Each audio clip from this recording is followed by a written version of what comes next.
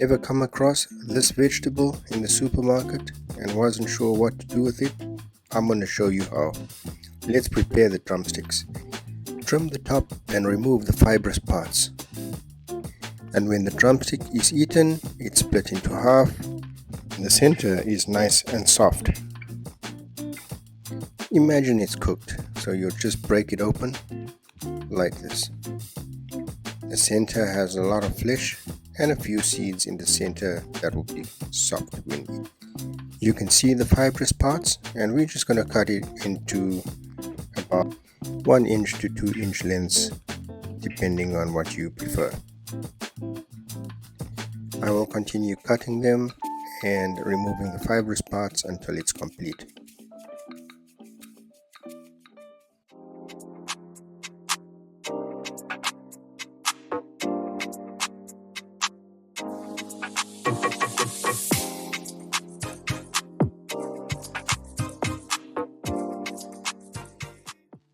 Quick demonstration. Put your knife under the fibrous part and just pull it down as I'm showing.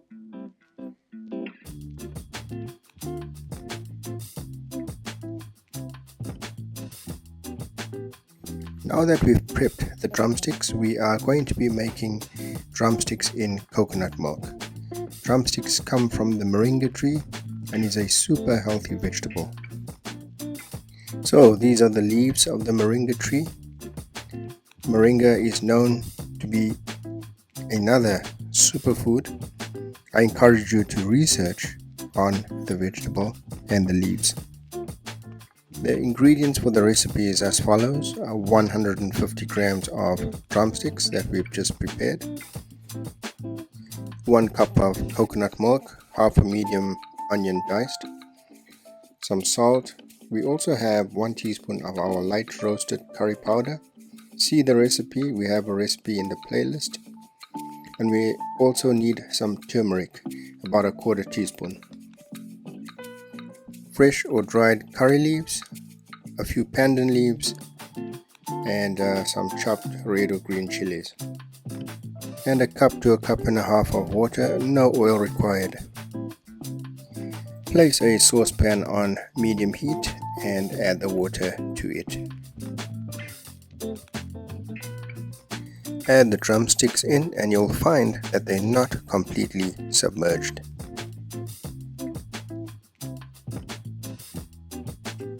This really is the easy part.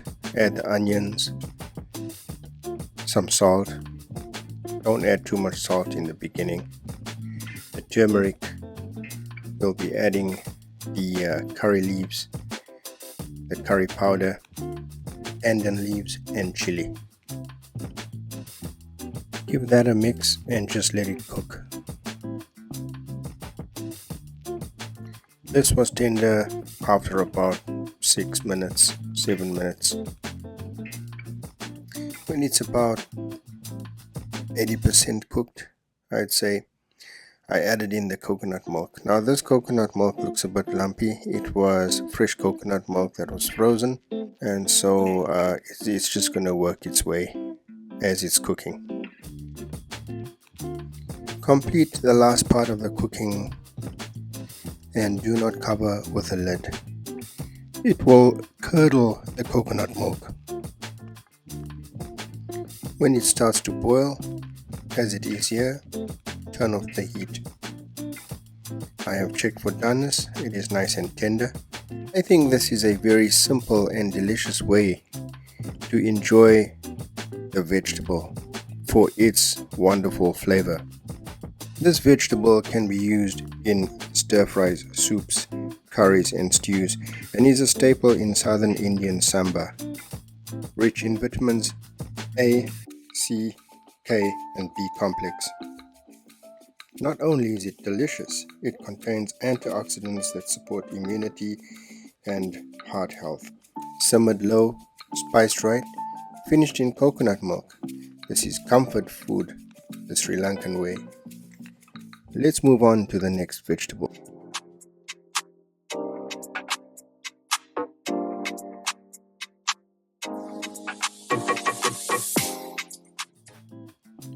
Okra gets a bad rap for being slimy, but today I'll show you a simple and delicious way to fix that. As usual, before we start any recipe, make sure we wash our vegetables thoroughly. Begin by trimming the top and bottom part of the okra. Discard any bruised or overly soft ones and look for discoloration or dark spots. For this video, I'm only using half the amount of okra. The other recipe can be found in the vegetarian playlist where it is cooked in coconut milk. Did you know that okra is technically a fruit and not a vegetable? This is the cut I'm using for today's video, sautéed okra. Okra loves heat and it thickens stews naturally. Okay, here with the ingredients. We need some salt, a few curry leaves, half a teaspoon of chili powder, quarter teaspoon of mustard seeds, half a tomato chopped, quarter onion sliced, some bell peppers, red and green, and about 12 lady fingers or okra. About a teaspoon of mustard seeds too. Okay, let's heat up a pan on medium heat. Begin by adding the okra to the hot pan, and the aim is to get a little bit of color on it, and then we'll soften it by the addition of some water. After 2 to 3 minutes, push the okra to the side. Remember, they will continue to caramelize. Add the sliced onions. We said there was about a quarter of sliced onion to this, and then we'll add the bell peppers, green and red or whatever you have on hand. Okay, we're going to season with some salt. Remember not to over season. This vegetable travels the world. West Africa, India, Sri Lanka, the American South. Different spices, same love. Put those vegetables to the side. Give the tomatoes a little saute. After about 1 minute, add in the curry leaves. These are optional, but I like the flavor. It goes well with the okra. Add in the mustard seeds and the chili flakes and saute. After about a minute of sauteing, just mix everything together. At this point, taste and adjust the seasoning. I'm adding a little more chili powder. I like the heat. And there you have it, friends. In just a few minutes, you can enjoy a wonderful recipe that's rich in flavor and texture. That's heat, texture, and spice in every bite. Finished right. How could I describe okra's personality? Perhaps underrated, misunderstood, but if properly cooked, elite. Let's move on. Last but not least,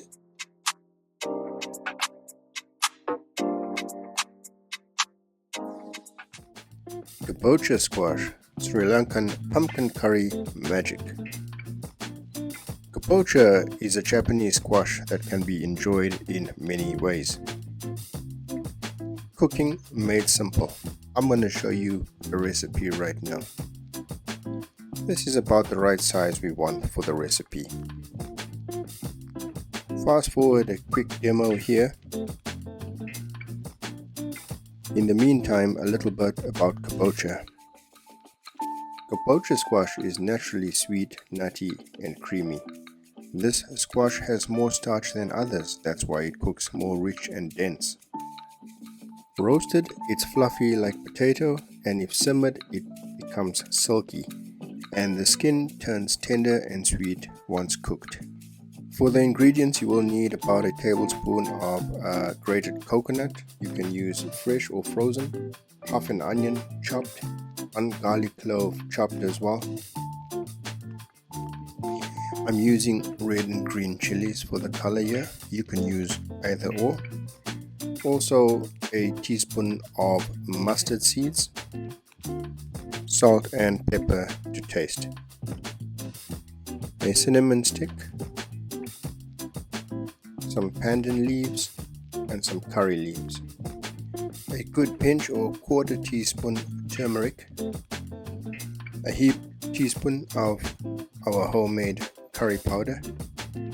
You will also find the dark roast curry powder along with that video, about a quarter teaspoon to complete the dish. You will also need about 200 ml to 250 ml of water. With a pan on medium heat, add all the squash to the pan and then add the turmeric. No oil needed here. The curry powder, a good pinch of salt. To this, I'm also going to add half of the chilies you see here. Now we'll place curry leaves, pandan leaves and the cinnamon stick. It's so easy. Then add the water to everything. Now just place a lid on it and let the steam do the work. Remember to check on the pumpkin periodically, don't overcook it.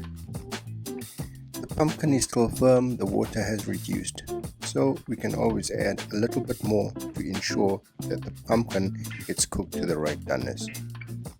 Cover with a lid, and whilst that's cooking, let's prepare the base of this curry.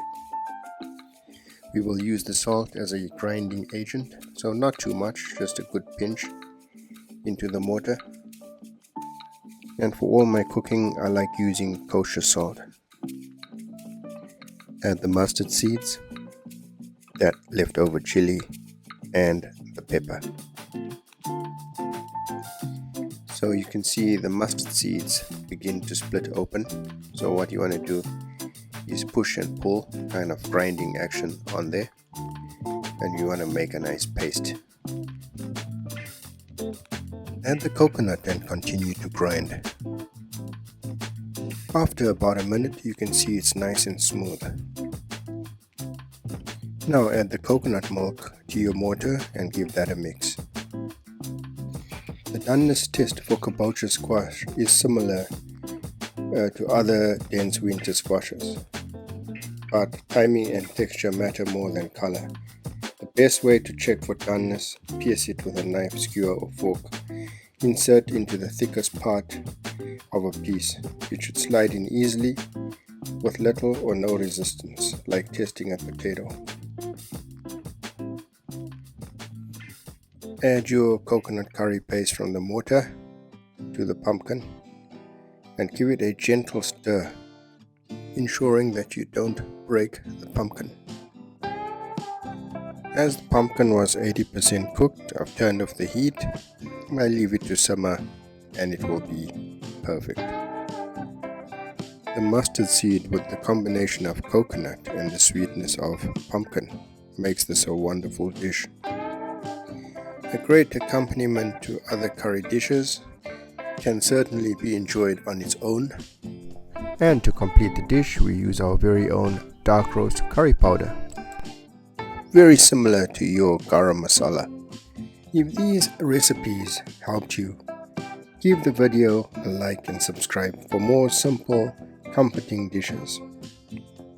Majeed's Kitchen is all about sharing mostly Asian recipes, but I do share others from time to time. And my goal is to help you recreate restaurant quality dishes at home. Thanks for watching.